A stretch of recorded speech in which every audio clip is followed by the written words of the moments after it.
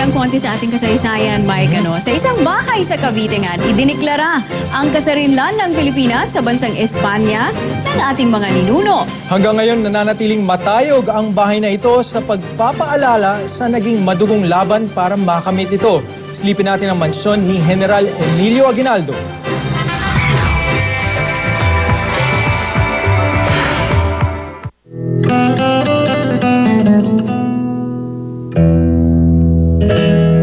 Ang bawat bantayog na nagpapaalala sa nakaraan may sariling kwento. At ang bahay na ito ni General Emilio Aguinaldo sa Kawit, Cavite, hindi maubusan ito. Taong 1845 nang itinayo ang bahay na ito. Hindi man arkitekto, si Aguinaldo mismo ang nagdisenyo nito. Pero taglay ng bahay ang pagiging military man ng unang presidente ng Pilipinas. Yun nga lang, dinisenyo mga ito na hindi madaling makita. Dito sa ground floor ng bahay ni Aguinaldo, matatagpuan ang bomb shelter na ito. Ito yung ginawang silungan sa lumalagpak na bomba. Nandito rin yung lagusan papuntang simbahan ng Santa Maria Magdalena. Dito sa bahay na to, mayroong higit kumulang 20 sikretong lagusan. Tulad na lang dito sa kwarto ng bunsong babaeng anak ni Aguinaldo na si Cristina, mayroong lagusan dito patungo sa silid tanggapan at dito naman sa kaliwa patungo sa tore. Ito ang nagsisilbing lookout dahil kitang-kita mo yung buong paligid from all four corners. Hindi lang para sa bakbakan dinisenyo ang bahay na ito. Bakas rin dito ang naging buhay na Aguinaldo, buhay mayaman. Sa basement ng bahay makikita ang swimming pool na ito. Meron pang sariling bowling alley si Aguinaldo na siyang kauna-unahan sa buong Cavite. Ang kanyang kusina, de-refrigerator. Ang kanyang banyo, hango sa mga banyo noon sa Europa. At ang personal car ng unang presidente, 7-seater limousine lang naman na 1924 Packard.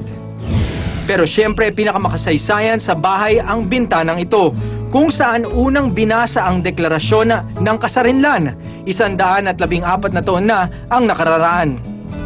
Wala kasi dati ang balkonahe na ito na idinagdag lamang noong 1919. At alam nyo bang hindi sa Aguinaldo ang nagbasa ng Declaration of Independence? Napunta ang karangalan nito sa advisor ni Aguinaldo na si Ambrosio Rianzares.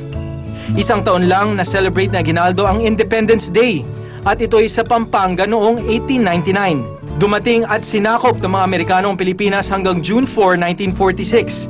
62 taon pa ang lumipas bago muling ipinagdiwang ang June 12 Independence Day. 2 taon bago namatay si Aguinaldo. Matatagpuan ang libingan ni General Emilio Aguinaldo sa likod ng bahay niya, February 6, 1964 nang siya'y namatay sa edad na 94. June 1964 nang deklarang National Shrine ang kanyang bahay. Mike Templo, News 5. Para naman mas makaakit daw ng turista ang Aguinaldo Shrine, balak ngayon ng National Historical Commission na i-renovate ito para maging mas moderno daw. Tatayuan ng coffee at souvenir shop ang bakuran ng mansyon. Magkakaroon din ito ng exhibit at seminar hall. At bukod dyan, may proposal na lagyan ng aircon at sliding doors ang Aguinaldo Shrine. Sa Setyembre, sisimula na po ang renovations. Pero ang mga apo ni dating Pangulong Emilio Aguinaldo kumukontra sa nasabing plano.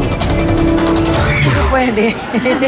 hindi namin ayaw namin paanohin ito, palitan, norungat, hindi namin pwedeng pa-remodel. Yung architecture niya kasi si Lolong architect nito kaya hindi namin pwedeng dyan yan, parati yan. Samantala, pinangunahan naman ni Pangulong Aquino ang Independence Day celebration sa Malolos, Bulacan kanina. Pero kasabay niya ng mga tirada sa napatalsik na si Chief Justice Renato Corona.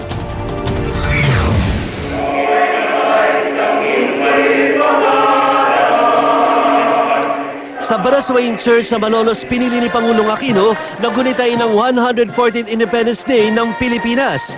Dito ay nilatag ang unang kongreso ng bansa, ang ating saligang batas at ang unang republika. Kaya si Pinoy, hindi nakalimutang patamaan ng mga taong tinik daw sa sinasabi niyang tuwid na daan. Ang konstitusyon na dapat ay natatakbuhan ng karaniwang tao ay nagiging laruan na lamang ng mga naghahari-harian. Kung umasta sila, animoy hawak nila ang piring ng katarungan para bang lisensyado silang palitan, bawasan, ibahin at baliktarin ang konstitusyon. Partikular niyang pinatamaan si dating Chief Justice Renato Corona. Naging saksi ang buong bansa na ang nilitis si Ginoong Corona, ang dating punong maestrado. Inaabot ng 5 buwan ang prosesong ito. Gayunpaman, pinatingkad nito ang diwa ng ating demokrasya.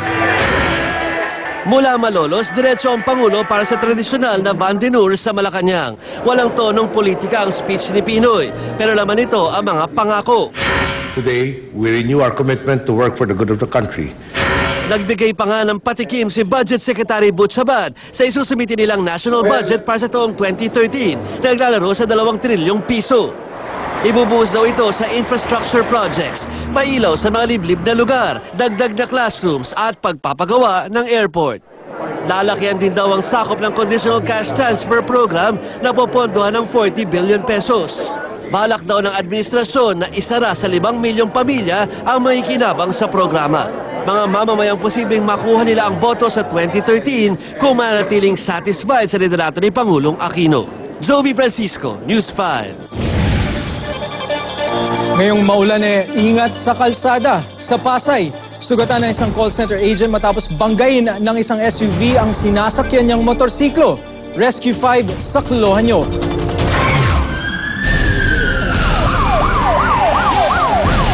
Ito, masakit to. Bewang. To. Disgrasya ang inabot ni Alan Marquez habang papasok sa pinagtatrabahong call center. Tumilapon si Marquez matapos mabangga ang sinasakyang motor ng isang SUV sa haba ng EDSA Tramo Pasay. Agad namin nilagyan ng seat collar si Alan. Bukod sa mga nakuhang gasgas, posibleng nabali ang kaliwang pinti ng binata. Sir, iangat ko na yung paa mo Kasama ang MMDA Rescue. Nilagyan namin ng spring si Alan. Down. Slide na lang. Sige, slide. Natawagan pa natin yung isa sa mga kilala niya, tuloy yung boss niya ito. Papunta na ngayon yung boss niya doon sa ospital. Ang driver naman ng SUV na kinalalang si Xiao Yanglin, tumangging magbigay ng pahayag tungkol sa nangyari. Pero ayon sa nakakita, Pinanggasan ng CRB na pula. Bumaba yung Chinese. Pagbaba ng Chinese, gusto niya buhatin. Willing sana tumulong sa kaso medyo ayaw talaga magpagalaw ng na-aksidente. Medyo nakainom po siya kasi nangangamoy po sala. iniimbestigahan na ng otoridad ang aksidente. Benji Durango, Rescue 5. Ulitin po namin sa anumang insidente, tumawag agad sa Rescue 5 hotline sa numerong 922-5155. Dahil ang Rescue 5 mula aksidente sa kalsada hanggang sa bahay mo. Paaksyonan, ora mismo. Pasadahan naman po natin ang mga balita sa probinsya. Sa Cebu, patay matapos samaan ng ligaw na bala ang 1 taon at kalahating gulang na batang babae. Ang kwento ng kanyang lolo, nakaupo lang ang kanyang apo na si Cherry sa loob ng bahay nang biglang may kumalabog sa bubong at nakitang duguan na sa ulo ang bata. Itinanggi ng suspect na siya ang nagpaputok. Ang giit niya, wala siyang pag-aaring baril. Isa sa ilalim po siya sa paraffin test. Sa Samal, Davao naman, isang balyena ang natagpuang patay sa baybayin ng barangay Panggubatan. May haba itong 13 talampakan at bigat na 600 kilo. Sugatan ng balyena na malamang daw ay dahil sa kagat ng mga pating. Pero hindi raw ito ang ikinamatay ng hayop. Malamang daw kasi ay nakakain ang balyena ng mga basura at plastik. Dinala po ang mga labi sa museum sa Davao City para suriin ang laman ng tiyan nito. Sa ibang balita naman po tayo, sa pulsa camera ang pagsunog ng isang lalaki sa umano'y nanay ng kanyang anak. Makikita po sa CCTV ng gas station sa Florida ang pilit na pagsara ng babae sa pintuan pero nahablot pa rin siya ng lalaki. Binuhusan ng gas at sinilaban. Agad rumisponde ang mga pulis at dinala ang babae sa ospital. Naaresto rin po ang suspect dyan. Huli rin sa kamera ang pagmamayabang ng isang driver sa China naman. Nagumukha kasing minamaneho niya ang kotse gamit lang ang isang kamay habang halos nakalabas na asang sasakyan ang buo niyang katawan. Nairita tuloy ang ibang driver sa ginagawa niyang yan. At huwag niyo pong gagayahin ang driver na yan dahil siguradong maaksidente kayo. Sa ibang balita naman, nauwi sa hiwalayan ang pagsasama ng dalawang pagong sa Austria.